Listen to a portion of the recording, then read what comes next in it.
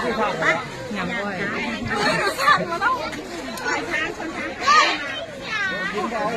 ตั้งตั้ง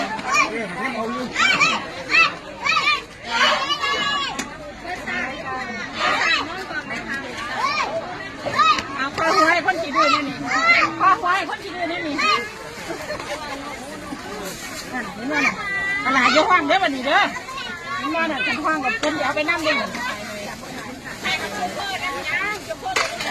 เดี๋ยวเนี่ยรู้ว่าอย่างนี้รู้เนี่ยมันนั้นฉันอยากไปเท่านี้เอาไปก็เอาเปล่า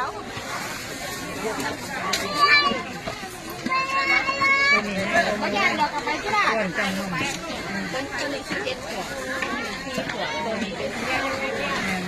ง่ายกว่าจำนวนเนี่ยถ้าเป็นดาวเนี่ยแล้ว17